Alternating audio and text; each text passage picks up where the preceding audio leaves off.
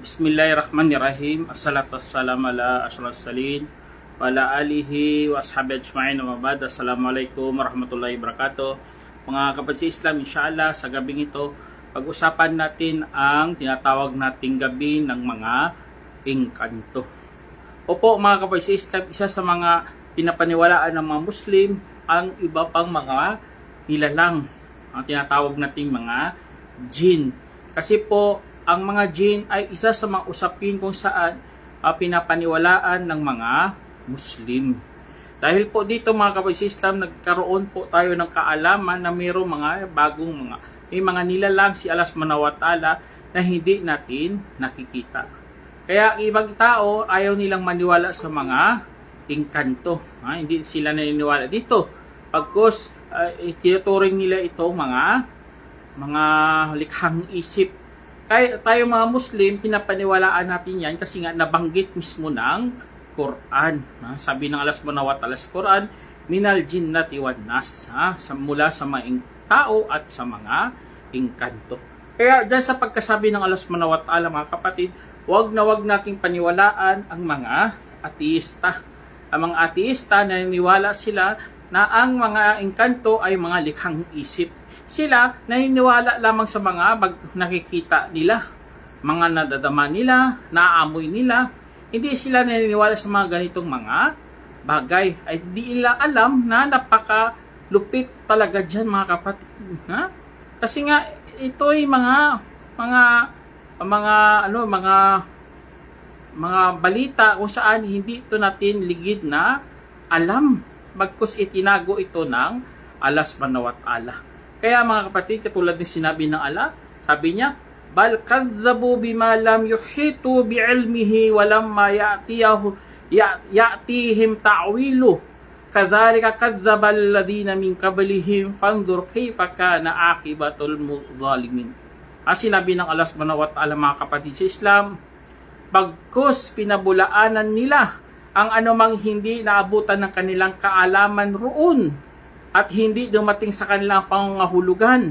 Gayon din pinabulaanan ng mga yaong nauna sa kanila, kaya tignan mo kung paano ang naging kahinatnan ng mga mapangapi.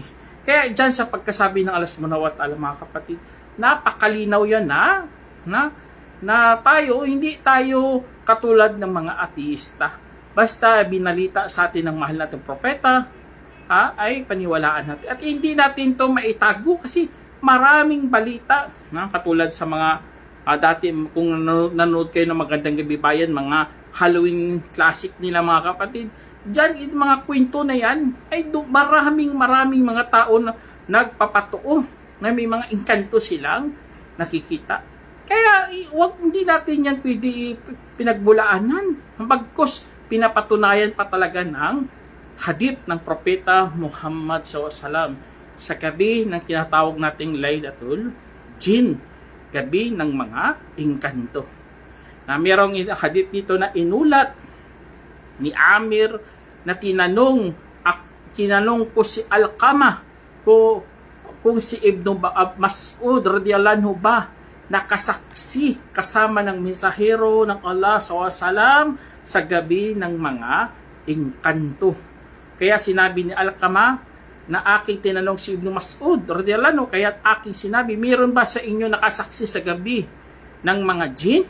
Kasi sa Arabic, jinn ang tawag ito. Kasama ng mensahero sa Salam, sinabi niya, hindi. Ngunit kasama namin ang mensahero ng Allah sa Salam sa gabing iyon at saka nawala siya. Kaya hinanap namin siya sa mga lambak at mga parang at sinabi namin, nawala na ba siya? O kaya pinaslang? Kaya lumipas sa amin hanggang pinakamasamang gabi kung saan lumipas sa mga tao. At nang kinaumagahan, dumating siya mula sa direksyon ng Hira. Saka aming sinabi, O mensahero ng Allah, naiwala ka namin, kaya ikaw ay aming hinanap. Ngunit hindi ka namin nakita. At saka lumipas ang pinakamasamang gabi sa mga tao. Sinabi niya, dumating sa akin ang taga-anyayang jinn. Tingnan niyo, may dumating na jinn. Kaya sumama ako sa kanya at saka binasa ko sa kanila ang Quran. Sinabi niya, saka umalis siya kasama namin yun. Sinama niya ng mga kasamahan niya. Tapos ipinakita sa amin ang kanilang bakas at bakas ng kanilang apoy. Nagtanong pa ang mga engkanto sa kanya, ano ang kanilang makakain. Kaya sabi niya, para sa inyo, ang bawat buto na nabanggit ang pangalan ng Allah ay na napunta sa inyong kamay, ay dadami pa ang pagkakaroon nito ng karne. At bawat dumi ng hayop ay kumpay para sa inyong mga hayop. At saka sinabi ng mensahero sa salam, huwag ninyong lilinisan ang inyong mga sarili gamit ang buto at dumi ng mga hayop, sapagkat ang mga ito'y pagkain ng inyong kapatid. Isinalaysay ni Muslim. Kaya dyan sa hadith ng mga kapatid sa Islam, punan natin ng mga leksyon. Kasi napakaganda talaga ng mga leksyon dito mga kapatid. Na ang mga engkanto pala mga kapatid, pwede kanila dalihin sa kanilang mga lugar, mga ibang dimension, katulad ng nangyari kay Prophet Salam. Nandoon lang siya pero nawala siya bigla. Kaya ganun na ganun mga kapatid sa Islam. Ang mga engkanto kapag dinalag, di ba, maraming nababalitaan na may mga engkanto na dinala sila ng mga engkanto sa kanilang mga kaharian. Binigyan pa sila ng mga pagkain, inalok pa sila, di ba? Kaya pwede mangyari talaga to kasi nga ang Propeta Muhammad Salam, tignan nyo, nawala buong gabi. Iba talagang kanilang oras mga kapatid. Tignan nyo, isang buong gabi is Prophet Salam, ilang ano lang doon, nagbasa lang sa kanilang Quran. Tapos bumalik ka agad. Kaya ganun na ganun mga kapatid. Kaya kung wala ka talagang alam sa mga engkanto mga kapatid, sa time ng Propeta Muhammad Salam, ay tsak, madali kang maakay, madali kang mawala, maluko ka pa ng mga engkanto. Kaya iba sinabi nila, balaktirin mo kasi ang iyong damit, o kapag magdaan ka, magbubusina ka, subhanallah, tuturuan pa tayo ng mali. Ang Propeta Muhammad Salam, napakadali lang pala. Magbasa lang ng Quran, magpakup-kup lang kay Allah subhanahu wa ta'ala, magdikir lang, madali sa iyo ang maglampas sa mga ganitong mga pangyayari kapatid. Kaya ganun na ganun, pasalamat talaga tayo sa Islam mga kapatid. Na tinuruan tayo ng mga bagay para hindi tayo maengkanto. Madala tayo sa kanilang kaharian. At mga engkanto mga kapatid, mayroon silang mga makakain. Kasi nagtanong sila kay Prophet Salam, pinahintulutan sila ng pagkain. Pagkain ng mga buto. Example, mga makakain natin mga karne mga kapatid, kapag may buto, yun ang mga kanilang makakain. Basta ikaw bilang Muslim, magbismillah ka talaga kapag kumain ka ng mga pagkain mo, lalo na karne. Kasi nga, yun ang pagkain na halal sa mga engkanto, mga jinn na mga Muslim. Allahu Akbar. Tingnan nyo sa hadith dito kanina, magkakaroon pa ng mas maraming buto, mas maraming karne. Ang mga karne na, mga buto na nabanggit ang mga bismillah na nasa inyong kamay. Allahu Akbar. Tingnan nyo, meron pala sila mga pagkain at mga dumi ng hayop mga kapatid. Yun, pagkain pala yun, kumpay na pagkain yun ng kanilang mga hayop. Allahu Akbar. Kaya kapag sample dati kasi wala man namang katubig-tubig, ang ginagamit nila ay mga panlinis, mga bato. Kaya hindi maganda gamitin buto mga kapatid. Tandaan yan. Alhamdulillah ngayon hindi na tayo gumagamit yan. Maraming tubig Pupunta ala sa kripo. Alhamdulillah. Malaking biyaya ko ng Allah subhanahu wa ta'ala na-discover ang mga paglagay ng mga drainage. Dati hindi ganun paghugas. Kaya meron dito isang hadith si Prophet Salman inulat ni Abu Huraira na dati may dala siya kasama ng Propeta Muhammad Salam ng isang sisidlan para sa panghugas at sa pangangailangan niya. At habang sinusundan niya ito, siya ay nagsabi, "Sino yan?" Kaya kanya sinabi, "Ako po si Abu Huraira."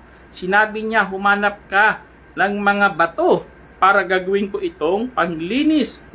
At huwag kang magdadala ng anumang buto o dumi ng hayop." Kaya Kasi nga dati, mga dumi ng hayop, syempre dito sa disyerto kapag nainitan yan, na tumitigas yan. Ha? Hindi yan pag dumi. Ito ang mga matitigas na mga dumi. Ganun ang, kaya pinagbawalan niya ng Propeta Salam. Gagamitin yan. Kaya dinalan ko ito ng ilang mga bato. Dinala ko na sa dulo ng aking damit. Hanggang sana ilagay ko ito sa kanyang tabi. At pagkatas ako'y umalis. At nang natapos ay lumakad ako at saka aking sinabi, anong meron sa bato at dumi ng hayop? Sinabi niya, ito ay pagkain ng jinn. Katotohanan, mayroong isang delikasyon ng jinn mula sa lugar ng Nasibin. Dumating sa akin at mapalad silang mga jinn. Kaya nagtanong sila sa akin hinggil sa makakain. Kaya't nanalangin ako para sa kanila na wala silang madadaanang buto at dumi ng hayop maliban na makahanap sila doon ng makakain. Isinalaysay ni Bukhari. Kaya dyan sa hadith na mga kapatid, napakalinaw to. May pagkain pala. Kaya si Prophet Muhammad Salam, wala talaga nabalitaan doon na kumain siya ng pagkain ng mga jinn. Siyempre, kapag inanyayahan ka, di ba, papakainin ka. Pero hindi sila nagpakain kay Prophet Salam. Alam nyo kasi mga kapatid, ayon na rin sa mga balita, at ang mga balita nito napakarami. Lalo na sa Pilipinas, ang daming balita na kapag kumain ka ng pagkain ng mga jinn, tsak magkakasakit ka. Kaya hindi natin yan pwede kainin mga kapatid kapag inalok ka ng mga engkanto. Makakasakit ka, masisiran ka ng utak, kasi hindi mo yan pagkain eh. Pagkain natin. Kaya sa atin, hinalal lang pagkain. Pagkain nila para sa kanila. Basta magbismillah ka lang at dadami pang karne. Allahu Akbar. Tingnan yung buto lang yan. Hindi natin nakikita. Pero kung nagbismillah kayo, pagkain yun ng ating mga kapatid na mga engkanto. Allahu Akbar. Kaya huwag kayong matakot mga kapatid. Sila ay ating mga kapatid. Kapag tayo makadama ng pananampalataya kay Allah, nadadamahan din natin yan sila, na sila ay ating mga kapatid sa religion. Allahu Akbar. At alam naman natin mga kapatid, na mga pagkain nila, hindi natin yan pwede kainin. Propeta nga, nandoon na, hindi nga inalok, kasi alam naman natin, makakasakit ka lang yan. Kaya ang mga naluko, mga kapatid ninyo, sa balita, sa mga sa Magandang Gabi Bayan, ang mga Halloween na episode nila, kumakain sila, subhanallah, anong nangyari sa kanila? Parang nasisiraan sila ng bait. Nagkakasakit sila, sumakit ang mga tiyan nila. Kasi nga, hindi nga natin yan pagkain. Allahu Akbar. Kaya iba ang pagkain nila, iba rin ang ating makakain. At patunay na talaga mga kapatid ng mga engkanto, kumakain din pala katulad natin. Kahit sa hadith na dito na inulat ni Ibn Umar radhiyallahu anhu anna Rasulullah sallallahu qala ida akala ahadukum falyakul biyamini wa ida shariba falyashrab biyamini o fa inna syaitan yakulu bishimalihi wa yashrabu bishimalihi. Dito sa hadith na ito na inulat ni Ibn Umar radhiyallahu anhu na sinabi ng mensahero sallallahu alaihi wasallam, kapag kumain ang isa sa inyo ay dapat kakain sa kanyang kanan, at kapag uminom ay dapat iinom sa kanyang kanan, sapagkat katotohanan si Satanas ay kumakain sa kaliwa. Kumakain sa kaliwa at umiinom sa kaliwa. Isinalaysay ni Muslim. Kaya ganun pala mga kapatid. Kumakain din sila pala mga kapatid. Lalo na mga swail kay Allah subhanahu wa ta'ala, kumakain yan sila sa kaliwa. Kaya tayo inutusan, kumain sa kanan. Kasi nga, hindi tayo swail sa Allah subhanahu wa ta'ala. Sila swail, sila bahala sila sa buhay nila. Kaya mga kapatid, kapag mayroon kayong nakitang mga anak nyo, kamag-anak nyo, kumakain sa kaliwa, pagsabihan nyo talaga kapatid, si Satanas dyan kumakain sa kaliwa. Kasi para magkaroon po kayo ng gantimpala na hindi natin sinunod ang yapak ng mga Satanas. At alam nyo mga kapatid, isa sa mga Satanas, ang mga jinn, na napakatinding demonyo talaga. Alam naman natin ang Satanas, ibig sabihin, katangian kasi yan. Na ibig sabihin, napakaswail sa Diyos. Matigas ang ulo, hindi nakikinig. At isa sa pinakamalaki nila si Iblis, yun ang pangalan ni Iblis. Katulad ng sinabi ng Allah, Wa id qulna lil malaikati isjudu li Adam fafasajadu illa iblisa kana minal jinn fafasaka an amri rabbih fatattakhidunahu wa dhurriyyatahu awliya'a min duni wa hum lakum adu bi'sa lidh-dhalimin badala. Sinabi ng Allah subhanahu wa ta'ala, at nang sinabi namin sa mga anghel, magpatira pa kayo kay Adam, kaya't nagpatira pa sila maliban kay Iblis na mula sa mga engkanto, at saka siya'y sumuway sa utos ng kanyang Panginoon. Kung gayon, bakit pa ninyo itituring ang siya at kanyang mga supling bilang mga kakampi bukod kay Allah, habang sila para sa inyo ay kaaway, kasuklam-suklam para sa mapang-api bilang kapalit. Kaya dyan sa sinabi ng Allah, mga kapatid, napakalinaw talaga mga kapatid na si Iblis hindi anghel, hindi falling angel. Paniniwala yan sa Biblia, mga kapatid. Hindi tayo naniniwala dyan. Si Satanas engkanto. Ngunit naging suwail lang kay Allah subhanahu wa ta'ala. Hindi yun siya anghel, naging suwail sa Diyos, napaka-imposible. Kaya sa kwento sa Biblia, napaka-imposible talaga eh. Hindi naman totoo talaga kasi anghel di yun naging suwail. Napaka masunurin ng mga anghel, matapatin kay Allah subhanahu wa ta'ala. Tapos mayroong suwail, tapos hinulog pa sa lupa, subhanallah. Hindi ganoon, mga kapatid. Kaya alhamdulillah, mga kapatid, si Islam, napakaganda ng turo sa Islam. At paiba-iba rin ang mga pananaw ng mga engkanto, mga kapatid. Katulad din natin, mayroong mga mananampalataya, mayroon din mga swail, mayroon din mga mapagtakwil. Katulad din sinabi ng Allah sa Quran, wa anna minna salihuna wa minna dhuna dhalik kunna taraika qidada. Sinabi ng Allah subhanahu wa ta'ala, na kwento ng Allah subhanahu wa ta'ala sa mga sinabi ng mga engkanto. Sabi nila, at katiyakan meron sa amin na mga mabubuti at meron din mula sa amin ang hindi ganun. Mayroon din kaming paiba-ibang pamamaraan. Tingnan nyo, mayroon din kaming paiba't ibang pamamaraan. Kaya meron din sila mga sikta, meron din silang mga religion. Tayo, merong religion din, parang tao rin sila. Meron mga swail, meron din mga mabubuti. Allahu Akbar. Kaya ang mga mabubuti, yun mga kapatid natin yun sa religion, mga kapatid. Allahu Akbar. Kaya, meron din dito mga kapatid, sinasabi na, totoo kaya may third eye? Meron bang pangatlong mata? Allahu Musta'ad. Puro yan kasinungalingan, mga kapatid. Ang mga suwail na mga engkanto, yun ang nagpapakita sa tao kahit wala kang third eye. Kung magpapakita ang engkanto, lalo na sa mga matakutin, lalo na sa mga mali-mali ang kanilang paniniwala, ay wala, umalayo sa Diyos yun. Papakitaan yun ng mga engkanto. Kasi gusto nila, malihis ka sa tamang pananampalataya. Kaya tatakutin ka, tataas mga balahibo mo, tapos tatawagin mo mga santo-santo, yun ang paborito ng mga engkanto, mga Satanas. Liligawin ka sa tamang landas, hindi mo maalalang Diyos.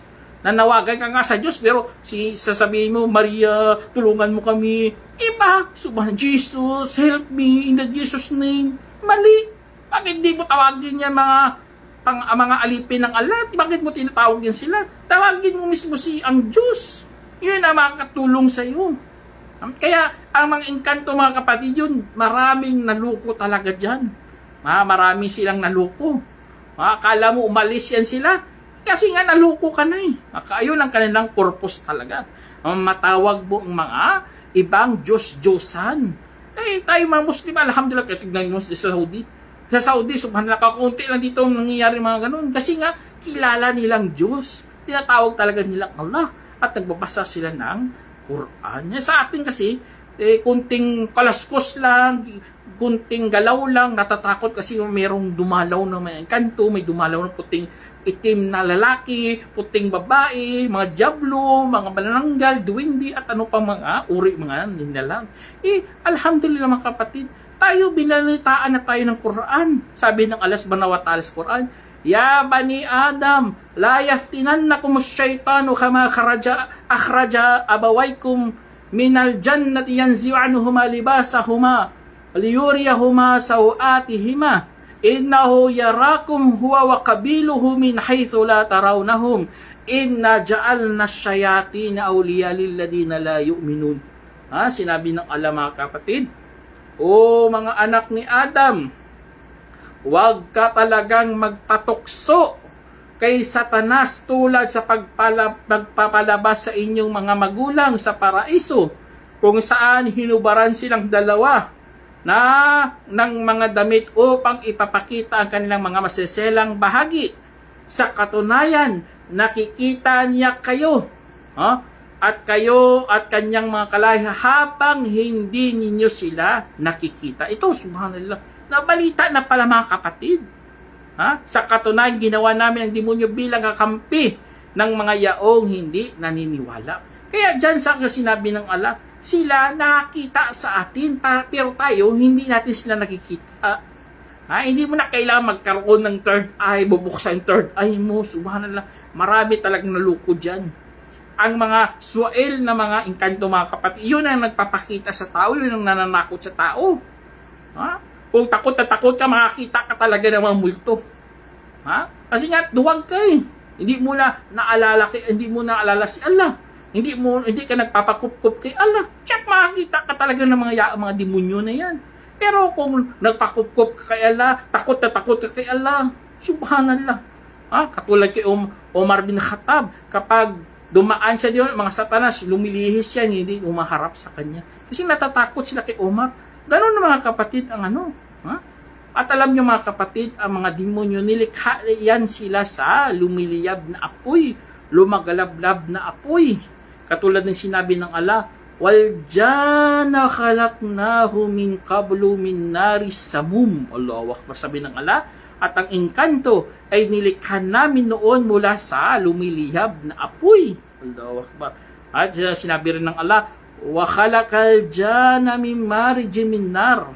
At nilikha niya ang engkanto mula sa lumagalablab na apoy. Sa ibang mga tafsir, mga kapatid, mga apoy na walang usok. Kasi nga sobrang lakas ng apoy, pinaka-tip na pinakamalakas na kanyang lihab. Ngayon ang mga kapatid. Kaya, ayun, napakaganda. Tinuruan na tayo, mga kapatid. Mayroon pa tayong Quran. Mayroon pa tayong mga hadith. Kaya ang iba, nakikita pa ng iba, lawang. Kaya napakaganda. Tinuruan tayo ng mga ganito. Kasi alam natin mga engkanto. Kapag hindi ka na pupunta sa mga albularyo, bakit pupunta ka doon? Kakampiyan ng mga Satanas. Kakampiyan ng mga engkanto, mga demonyo. Huwag kayong lalapit sa mga ganun. Nilukuhin ka lang. Tingnan nyo, sasabihin nila, ang espiritu at kaluluwa ay magkaiba. Ang kaluluwa dumiritso na sa langit. Subhanallah, anong klaseng pananiwala yan? Panluloko yun. Walang kakaibahan ng kaluluwa at espiritu. Magkatulad lang yan. Kaya iniiba nila eh. Sinisiraan nila ang tamang paniniwala. Kasi yun ang kanilang paniniwala. At doon sila niloko ng mga engkanto. Kaya mag-ingat kayo, mga kapatid. Meron na tayong Islam. Alam nyo, sumasama rin ng mga engkanto. Alam nyo kaya, sumasama yan sila lagi kapag hindi ka nagbismila, papasok ka sa bahay mo. Hindi ka nagbismila, meron na siyang tirahan. Kapag hindi ka pa nagbismila sa pagkain mo, Allah musta'an.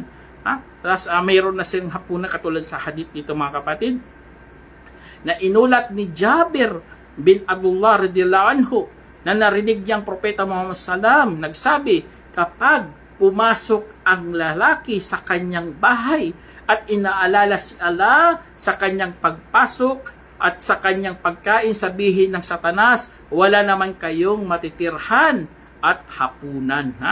At kapag pumasok na hindi niya inaalala si Allah sa kanyang pagpasok, sabihin ng Satanas, meron naman kayong naabutang tirahan.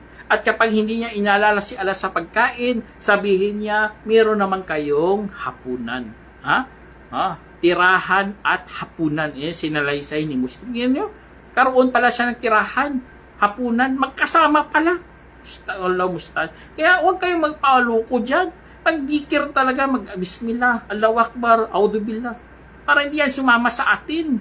Ang iba, tingnan nyo, kawawa talaga kapag bulang aral. Nasasapian, kawawa talaga. Ako awang-awa talaga sa mga ganun kasi mali-mali mga ginagawa nila. Pupunta sa albularyo. Napakadali lang pala yung gamutin. Basahin mo ng Quran, mag-dikir ka, tignan natin kung hindi aalis ang demonyo na yan. Ha? Kaya napaka-saglit lang yan, kapatid. At ito pa mga kapatid, merong hadith dito na inulat ni Jabir bin Abdullah radiyallahu anhu na sinabi ng mensahero ng Allah SAW, kapag nakarinig kayo ng tahol ng mga aso at hiyawan ng mga asno sa gabi, kung gayon ay magpakupkup kayo kay Allah sapagkat nakita ang mga ito na hindi ninyo nakikita. Isinalaysay ni Abu Dawud at itinama ni Albani. Kaya ito mga kapatid, kapag nakarinig kayo ng mga tahol, huwag kayong matakot, magpakupkup kagad kay Allah. Ito, wala ito sa mga Christian, mga kapatid, mga hindi Muslim. Sa atin, tinuro talaga ng hadith si Propeta Muhammad para hindi po tayo matakot. Makatulog ka pa ng mahimbing kasi nga humingi ka kay Allah subhanahu wa ta'ala ng pakupkup.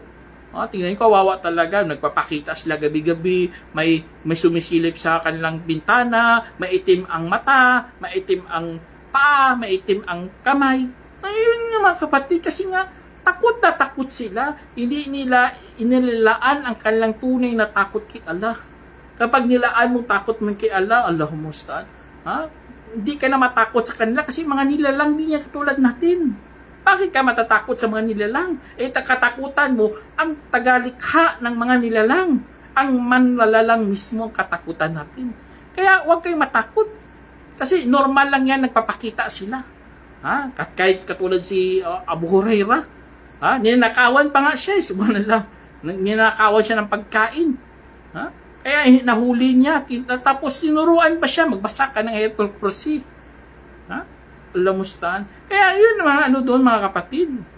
At minsan ito pa nakakasakit sa lahat mga kapatid. Ang mga engkanto, mayroon din yan silang pagnanasang sexual. Nakipagtalik din yan sila. Katulad dito sa Quran, lam yathmit hunna insun kabalahum wala dyan. Sabi ng Allah, hindi pa sila nahipuan ng tao bago sa kanila at ng engkanto. At yan sa pagkasabi ng Allah subhanahu wa ta'ala mga kapatid, ang mga engkanto ay hindi pa nakipagtalik sa mga hurunin. Ibig sabihin, mayroon din silang pagnanasa, kaya kawawa talaga mga ginagahasa ng mga engkanto. Mga babae sa mga balita, ginagahasa hanggang nabuntis. Kawawa talaga. Kasi nga, saan-saan sila napupunta. Hindi man sila nakaalala sa Diyos. Hindi sila nagdidikir. Kawawa talaga nagagahasa ng mga engkanto. Tapos, sa atin, mga Muslim, ang tanong dito, pwede pa tayo magpakasal sa mga engkanto? Ang makaramihan sa mga ulama, mga kapatid, sila ayaw talaga nila. Kinamumuhian yan kasi nga hindi mo naman yung kalahi. Bakit ka magpapakasal sa kanila? Katulad ng sinabi ng Allah subhanahu wa ta'ala sa Quran, amin ayatihi an khalaqa lakum min anfusikum azwaja litaskunu ilayha wa ja'ala bainakum mawaddatan wa rahmah. Inna fi dhalika laayatil liqaumi yatafakkarun. Allahu Akbar. Sinabi ng Allah, at isa sa kanyang palatandaan ay naglikha siya para sa inyo mula mismo sa inyong mga sarili na maaasawa upang kayo'y mapapanatag sa kanila at gumawa siya sa pagitan ninyo ng pag-ibigan at pagkahabag. Katotohanan sa mga ganito ay talagang mga tanda para sa mga taong nagmumuni-muni. Kaya dito sa pagkasabi ng Allah, napakaganda. Sabi niya, upang kayo'y mapapanatag sa kanila. Paano kung nakapag-asawa ka ng engkanto? Tanong kaya, may tanong, mapapanatag ka ba sa kanila? Asawa mo engkanto, subhanallah. Siyempre hindi. Nakakabahan ka na nga araw-araw, makakaramdam ka ng ganun. Lumalapit sa iyo, subhanallah, grabing kabanat. Kaya hindi maganda talaga kapatid kapag nag-asawa ka ng maengkanto. Kaya mga ulama natin, hindi sila gusto. Iba nga, 10 na buntis ka. Sabihin sa iyo, wala kang asawa. Sabihin mo, kasi binuntis ako ng engkanto. Di ba nakakasagwa nga ang kwento na yan? Kaya hindi maganda kapatid. Kaya sa Islam mga kapatid, magkapup ka talaga kay Allah subhanahu wa ta'ala. Huwag mo pabayaan sarili mo. Ginagahasa ka na, tapos Hindi ka man lang nagdikir kay Allah, pinapigilan mo pa, udubila. Hindi mo kayang pigilan yan, makukup ka kasi hindi natin sila nakikita. Kaya inshallah, sana mga kapatid sa Islam, ito, mga kwento na ito, ay para to sa atin, mga leksyon natin to mga kapatid. Kasi ilang mga balita, lalo na sa mga napapanood natin, diyan makakuha tayo ng makanda talagang ating religion ng mga ganito. Kahit pa paano tinuruan tayo na magkaroon tayo ng proteksyon sa mga nilalang na ito. Hindi yan sila makakaapekto sa atin maliban na lang sa kapahintulutan ng Allah. At tinuruan din tayo ng Allah subhanahu wa ta'ala ng proteksyon para paalagaan mo rin ang iyong mga sarili para hindi ka malapitan ng mga satanas. Hanggang dito na lang. Sana meron kayong magandang aral mga kapatid. Assalamualaikum warahmatullahi wabarakatuh.